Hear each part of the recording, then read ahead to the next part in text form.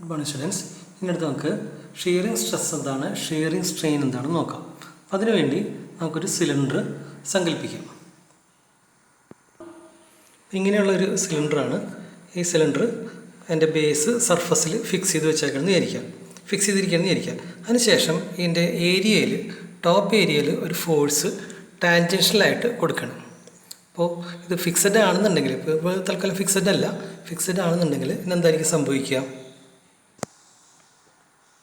അത് ഈ ഫിഗറിൽ കാണുന്ന പോലെ ചെറുതായിട്ടൊന്ന് ട്വിസ്റ്റ് ചെയ്യും അല്ലേ.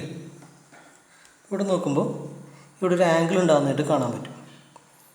ഈ ഒരു ഏരിയയിലാണ് എഫ് എന്ന ഫോഴ്സ് അപ്ലൈ ചെയ്തിരിക്കുന്നത്. അപ്പോൾ ഫോഴ്സ് അറിയാം, ഏരിയ അറിയാം.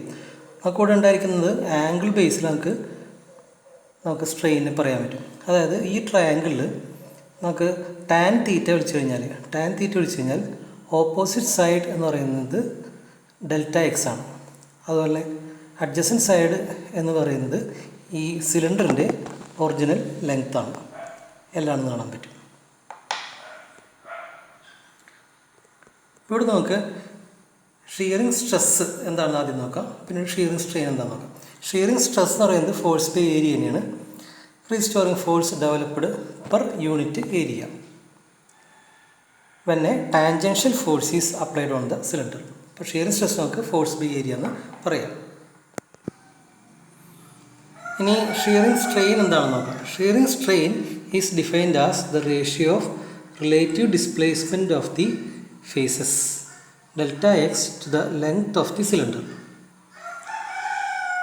അപ്പോൾ ഷിയറിംഗ് സ്ട്രെയിൻ എന്ന് പറയുന്നത് ഡെൽറ്റ എക്സ് ബൈ എൽ എന്ന രീതിയിലാണ് ഡിഫൈൻ ചെയ്തിരിക്കുന്നത്. അത് കാണാൻ പറ്റും. അത് ടാൻ തീറ്റക്ക് ഈക്വലൻ്റ് ആണെന്ന് കാണാൻ പറ്റും. ഒരു സ്റ്റീൽ സിലിണ്ടറിൻ്റെയൊക്കെ കാര്യത്തിൽ നോക്കിക്കഴിഞ്ഞാൽ ഈ angle theta that will be very small. അപ്പോൾ അങ്ങനെ ചെറിയ ആംഗിളുകൾക്ക് ടാൻ തീറ്റയുടെ വാല്യൂം അതുപോലെ തീറ്റയുടെ വാല്യൂം സെയിം ആയിട്ട് വരും. അപ്പോൾ അതുകൊണ്ട് നമുക്ക് ഈ ഇക്വേഷനെ ഇങ്ങനെ മാറ്റി എഴുതാം. That is shearing strain is equal to theta എന്ന രീതിയിൽ മാറ്റി എഴുതാം. ഇനി നമുക്ക് മൂന്നാമത്തെ തരത്തിലുള്ള ഒരു സ്ട്രെസ്സിനെയും സ്ട്രെയിനെയും അഥവാ ഹൈഡ്രോളിക് സ്ട്രെസ്, ഇതിനെ വോളിമെട്രിക് സ്ട്രെസ് എന്നും പറയാറുണ്ട്. അതുമായിട്ട് ബന്ധപ്പെട്ട ഹൈഡ്രോളിക് സ്ട്രെയിൻ, അതിനെ വോളിയം സ്ട്രെയിൻ എന്നും പറയാറുണ്ട്. ഇത് എങ്ങനെയാണ് നോക്കാം. ഇവിടെ ഒരു ബോളിനെ കാണിച്ചിരിക്കുന്നത്. ഈ ബോള് നമ്മൾ വെള്ളത്തിൽ മുക്കിയിട്ടാക്കിയാണ് നോക്കാം. അപ്പോൾ അങ്ങനെയെങ്കിൽ വാട്ടർ മോളിക്യൂൾസ് എല്ലാ ദിശയിൽ നിന്നും ഇതിനെ ഫോഴ്സ് അപ്ലൈ ചെയ്യും. ഈ ഔട്ടർ സർഫസ് ഏരിയയിലൂടെ അകത്തേക്ക് ഫോഴ്സ് അപ്ലൈ ചെയ്യും. അപ്പോൾ അങ്ങനെയെങ്കിൽ നമുക്ക് നോക്കാം. When A solid sphere is placed in A fluid, the force applied by the fluid acts in perpendicular direction at each point of the surface. അപ്പോൾ അങ്ങനെ ഒരു ലാർജ് ഏരിയ, സർഫസ് ഏരിയയാണ്. ആ ഏരിയയാണ് എഫ് ബൈ എയിലെ എ എന്ന് കാണുന്നത്. അപ്പോൾ ഇങ്ങനെ അനുഭവപ്പെടുന്ന ടോട്ടൽ ഫോഴ്സ് ഫ്രം ഔട്ട്സൈഡ്, അതാണ് ഇവിടുത്തെ ക്യാപിറ്റൽ എഫ് എന്ന് കാണുന്നത്. അപ്പോൾ എഫ് ബൈ എ തന്നെയാണ് ഇവിടുത്തെയും സ്ട്രെസ്സ്. നമുക്കൊന്ന് അതിൻ്റെ ഡെഫിനിഷൻ വായിച്ചു നോക്കാം. The restoring force per unit area of the solid sphere placed in the fluid is called hydraulic stress. ഇപ്പോൾ ഫ്ലൂയിഡിനകത്ത് മുങ്ങിയിരിക്കുന്ന ഒരു സോളിഡ് സ്ഫിയറിൻ്റെ ബേസിലാണ് ഹൈഡ്രോളിക് സ്ട്രെസ്സിനെ ഡിഫൈൻ ചെയ്തിരിക്കുന്നത്. നമുക്ക് കാണാൻ പറ്റും ലിക്വിഡ് അനുഭവപ്പെടുത്തുന്ന ആ ഒരു ഫോഴ്സ് ബൈ ഏരിയ എന്ന് വെച്ചാൽ പ്രഷറിന് ഇക്വലൻ്റാണ്. നമുക്കതിനെ പി എന്ന ലെറ്റർ കൊണ്ട് റെപ്രസെൻറ്റ് ചെയ്യാം. പക്ഷേ ഇവിടെ പി എന്ന് എഴുതിയിരിക്കുമ്പോൾ ഒരു നെഗറ്റീവ് സൈനോടെ കൊടുത്തിരിക്കുന്നതായിട്ട് കാണാൻ പറ്റും. എന്താണ് നെഗറ്റീവ് സൈൻ ഉദ്ദേശിക്കുന്നത്? ഈ പ്രഷർ കൂടുന്തോറും, അഥവാ ഫോഴ്സ് കൂടുന്തോറും, ഔട്ട്സൈഡിൽ നിന്നുള്ള ആ ഫോഴ്സ് കൂടുന്തോറും ആ ബോൾ ചെറുതാകാൻ തുടങ്ങും അല്ലേ, കംപ്രസ് ചെയ്യാൻ തുടങ്ങും. അങ്ങനെ കംപ്രസ് ചെയ്യുമ്പോൾ നോക്കുക, the negative sign indicates that when pressure increases volume decreases എന്നാണ് ഉദ്ദേശിക്കുന്നത്. അപ്പോൾ അവിടുത്തെ ഒരു വോളിമെട്രിക് സ്ട്രെസ്സാണ്. സാധാരണ നമ്മൾ ലോഞ്ചിറ്റ്യൂണൽ സ്ട്രെസ്സിൽ സ്ട്രെസ്സ് കൂടുമ്പോൾ കൂടുതൽ ലോങ്ങേറ്റ് ചെയ്ത് ലെങ്ത്ത് കൂടുകയാണ് ചെയ്തത്. ഇവിടെ നേരെ കുറച്ച് ഇവിടുത്തെ വോളിയം സ്ട്രെസ്സ് കൂടുമ്പോൾ അത് കംപ്രസ് ചെയ്ത് വോളിയം കംപ്രസ് ചെയ്ത് ബോൾ അങ്ങോട്ട് ചെറുതാകണേ ചെയ്യുക, വോളിയം കുറയാണ് ചെയ്യുക.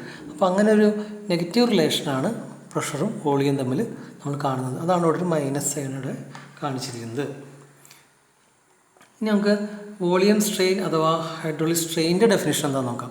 സാധാരണ രീതിയിൽ സ്ട്രെയിൻ്റെ ഡെഫിനേഷൻ എന്താണ്? Change in dimension by original dimension. ഇവിടെ എന്ന് പറയുന്നത് ചേഞ്ച് ഇൻ വോളിയം. നമുക്ക് അതിനെ ചേഞ്ച് ഇൻ വോളിയത്തെ ഡെൽറ്റ വി എന്ന ലെറ്റർ കൊണ്ട് കൊടുക്കാം. ഒറിജിനൽ വോളിയം എന്ന് പറയുന്നത് നമ്മൾ ആദ്യം ആ ബോളിലുണ്ടായിരുന്ന ഒറിജിനൽ വോളിയം വാല്യൂ ആണ്. എത്ര മീറ്റർ ക്യൂബ് എന്നുള്ളതാണ്. ഇത് എത്ര ചേഞ്ച് ഇൻ വോളിയം ഉണ്ടായെന്നുള്ളതാണ്.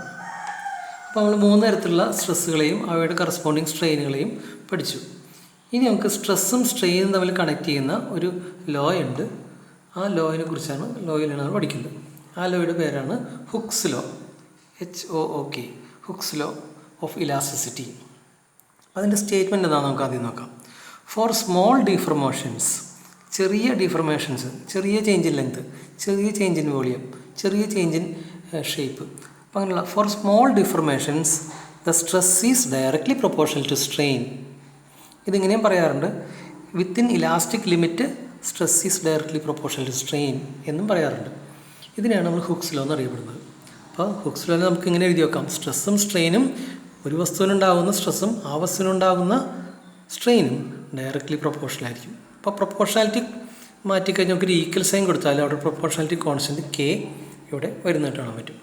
സോ ആ Kയ്ക്ക് വേണ്ടി നമുക്ക് ഇങ്ങനെ എഴുതാം. Stress by strain equal to that K constant of proportionality.